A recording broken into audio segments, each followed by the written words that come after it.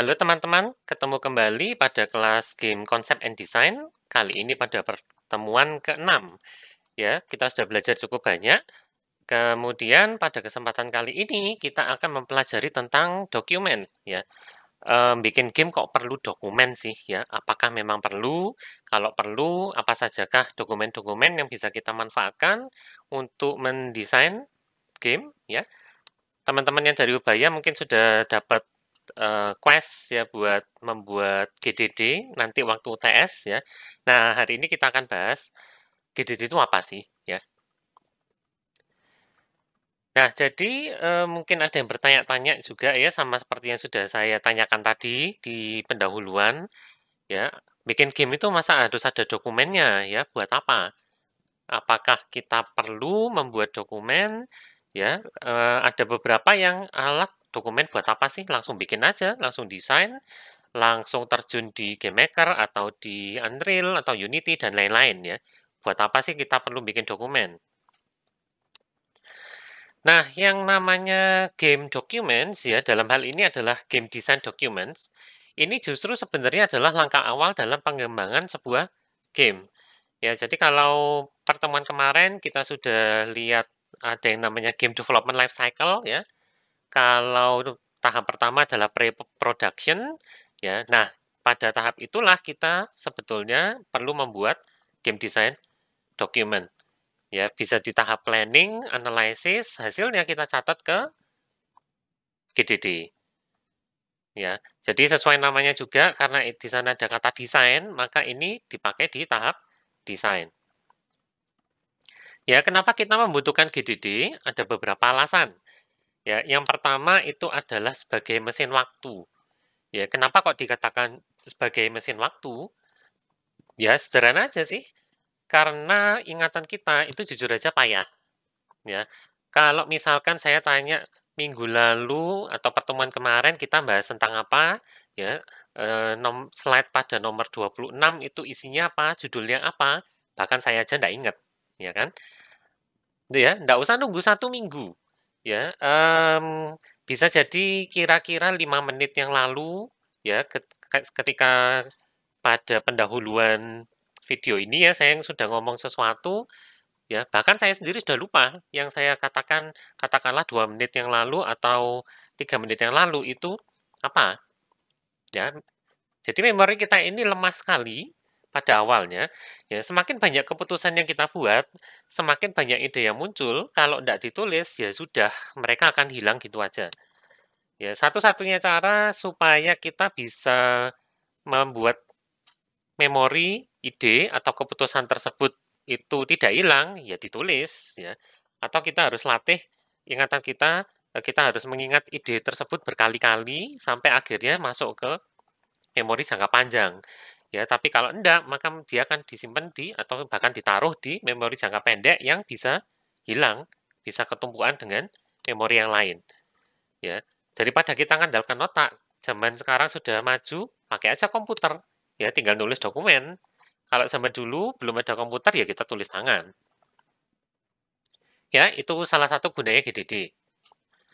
Kemudian kegunaan yang kedua, ini adalah sebagai alat komunikasi, terutama kalau kita bekerja dalam tim. Ya. Nah, kalau kita menggunakan GDD, maka keunggulannya nanti adalah semua anggota tim itu bisa selalu merujuk ke GDD pada saat mengembangkan game kita. Ya, setiap saat. Jadi GDD ini harus ditaruh di sebuah tempat yang mudah dijangkau oleh semua anggota tim. Ya, contoh paling gampang taruh aja di drive. Beres, ya. Selain itu, kita bisa menghindari miskonsepsi, miskomunikasi, dan salah tangkap. Ya, menyatukan pikiran 2 orang aja susah, apalagi katakanlah anggotanya 5 orang. Ya, bayangkan di game studio yang sudah besar, game developer, bisa 100 orang. Ya, bagaimana kita menyamakan persepsi 100 orang tersebut? Ya, kalau cuma rapat terus, rapat setiap hari, itu tidak efektif sama sekali. Ya, karena balik lagi ke poin nomor 1, ingatan kita itu payah. Ya, sehingga daripada salah tangkap, daripada miskom, ya sudah, tuliskan aja dalam sebuah dokumen resmi. Dalam hal ini adalah GDD. Ya, jadi itu kegunaannya GDD. Kenapa dokumen ini ternyata penting dalam pembuatan atau pengembangan sebuah game. Nah, saking pentingnya ya, GDD ini istilahnya sudah populer di dunia game development ya, yang masuk di game dev grupnya Game Dev ID mungkin kadang-kadang pernah melihat ada beberapa post ya yang tanya, "Kak punya template-nya GDD enggak ya?" Nah, itu poin yang kedua ya. Adakah template untuk menulis dokumen? Ya, kalau ada, wah berarti aku bisa jadi game designer yang profesional nih. Sudah punya pegangan, sudah punya satu dokumen resmi karena ada template-nya. Ya, lalu ada juga yang berimpian seperti ini. Yang desain game itu cuma duduk manis depan komputer sendirian, ya, terus nuangkan semua ide-ide yang indah dan sempurna itu ke dalam sebuah GDD. Ya, ada yang berimpian seperti itu. Ya, apakah ini bisa terwujud? Ya, sayangnya belum tentu. Ya, di sini dikatakan magic template itu tidak ada. Ya, template untuk game desain dokumen tidak ada. Ya, itu sebabnya teman-teman Ubaya yang sudah saya kasih quest. Ya, di sana kan tidak ada tulisannya isinya apa saja. Saya cuma kasih minimal harus mengandung ini. Ya, A, B, C, D, E. Ya, misalkan judul, kemudian nama developer, ya terus genre, kemudian cerita singkat dan seterusnya. Ya, tapi tidak melarang kemungkinan bahwa teman-teman nanti mau menambahkan komponen sendiri di luar yang sudah disebutkan di sana. Ya, dan kalau teman-teman lihat GDD yang dibagikan oleh game developer yang lain, isinya strukturnya belum tentu sama juga. Ya, dan ada satu masalah lain sebetulnya. Di sini ada seseorang namanya Jason van den Berge, ya, game designer. Dia mengatakan, satu permasalahan dengan sebuah GDD, ya, atau GDD secara umum nih, dia ngomongnya GDDs, ya, adalah bahwa mereka itu langsung out of date begitu kita tulis. Ya, begitu kita ngetikkan ide-ide kita, kemudian pandangan kita, judul game, ya, itu bisa jadi sudah bukan yang terbaru lagi. Ya, desain dokumen ini adalah ekspresi dari teori-teori kita saat ini, ya, tentang apa yang akan membuat game kita ini bagus. Ya, tapi sampai akhirnya nanti kita membuat teorinya ini menjadi kenyataan, ya, mempraktikkan teori tersebut, kita tidak tahu sama sekali. Ya, jadi GDD di sini itu adalah sebuah dokumen yang mestinya tidak statis. Ya, dia seharusnya berkembang seiring dengan pembuatan game. Ya, walaupun pada satu titik, ya GDD itu berhenti diperbarui. Ya, biasanya kira-kira 50% pengembangan game itu GDD sudah stop. Ya, jangan diubah lagi. Kalau diubah lagi berarti kita masih belum punya landasan yang stabil buat game kita ya. Masih ada yang perlu diubah dalam game yang kita kembangkan. Ya, tapi terus apakah kita berarti nggak usah pakai GDD ya, nggak harus pakai GDD? Ya, bukan maksudnya seperti itu. Ya, dokumen ini tetap bagian yang sangat penting dalam sebuah pengembangan game. Ya, dan isinya beda untuk setiap game. Bahkan setiap tim itu bisa punya dokumen yang berbeda. Ya, yang disebutkan GDD di sini itu hanya salah satu aja. Nanti kita akan lihat apa saja dokumen-dokumen yang tersedia bagi kita yang bisa kita buat ya selama proses pembuatan game ini. Nah, lalu ada yang tanya nih, GDD ini buat siapa sih?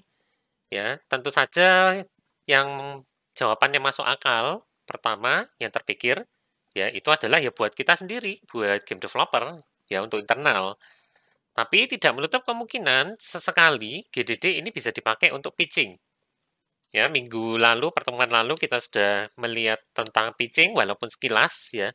Nanti menjelang akhir kelas menjelang akhir kelas GCD ini kita akan coba lihat pitching itu seperti apa. Nah, kalau dipakai untuk pitching, maka GDD yang dibuat itu bisa beda dengan punya developer. Ya, kalau punya kita ini isinya biasanya cukup teknis, ya, cukup mendetail.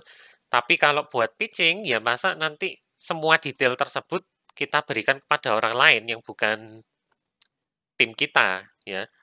kalau memangnya nanti mereka setuju untuk mendanai game kita, ya oke lah, mungkin tidak masalah, ya. Tapi kalau ternyata tidak, ya, dan worst case ide kita itu ternyata diambil sama game publisher mungkin, ya, terus dia nyerahkan ke game studio internalnya, ini tadi kita ada pitching dari developer X, ya, idenya menarik nih, coba dikembangkan. Nah, pencurian ide itu jadinya kita tidak sadar ide kita ternyata dicuri dan tidak bisa menyalahkan si game publisher-nya karena kita sendiri yang membocorkan. Ya, jadi hati-hati sedikit kalau misalkan GDD-nya mau dipakai untuk pitching, ya pastikan bahwa isinya itu tidak selengkap yang kita miliki. Ya, dan isinya arahkan juga ke bagian promosi. Ya, jangan terlalu detail, jangan terlalu teknis. Harus bisa menonjolkan daya tarik game yang sedang atau akan dikembangkan. Ya, tapi untuk kali ini kita tidak akan bahas GDD yang buat pitching, ya. Bahkan pitching biasanya tidak ada dokumennya, kita pakai entah prototype atau PowerPoint, ya, slide, ya, sehingga kesempatan kali ini kita akan bahas GDD untuk kita sendiri. Nah, kemudian karena kita sudah tinggal di era maju, ya, era teknologi industri 4.0, ya, sudah kenal dengan penyimpanan awan, ya, entah Google Drive, mungkin ada yang masih pakai Dropbox, ada yang pakai Microsoft OneDrive, manfaatkan. Ya, gunakan tempat penyimpanan awan untuk menyimpan dokumen-dokumen pengembangan game, ya bisa GDD dan semua dokumen lah intinya. Ya, risiko dokumennya hilang itu lebih kecil. Ya, ya tentu saja selama kita tidak melakukan hal yang aneh-aneh terhadap akun kita. Ya, kalau kita ternyata menyimpan misalkan video yang tidak semestinya disimpan, ya, atau menyimpan software bajakan, ya di tempat yang sama dengan kita menyimpan dokumen-dokumen pengembangan game, ya bisa dipastikan nanti dokumen tersebut bisa jadi ikut hilang, ya karena biasanya hak akses kita akan dicabut kalau kita melakukan sesuatu yang melanggar aturannya penyedia penyimpanan awan. Ya, jadi hati-hati sedikit. Nah, setelah ini kita akan melihat berbagai jenis dokumen. Ya, ada 6 bagian tim yang biasanya akan membutuhkan dokumen. Yang pertama adalah desain, lalu dari tim artis, lalu ada tim engineering, ya, termasuk programmer dan kawan-kawan, ada tim manajemen, ada tim writing, dan terakhir mungkin tidak secara langsung ya, tapi untuk player itu sebetulnya ada juga dokumennya. Nah, seperti apa dokumen-dokumen pada setiap tim ini? Ya, kita akan lihat bareng-bareng. Setelah ini ya, saya akan bagi videonya jadi 6 video terpisah, masing-masing untuk satu anggota, satu bagian tim. Ya, jadi setelah ini kita akan lihat bagian desain dulu. Ya, jadi jangan kemana-mana, tetap simak terus video yang satu ini ya.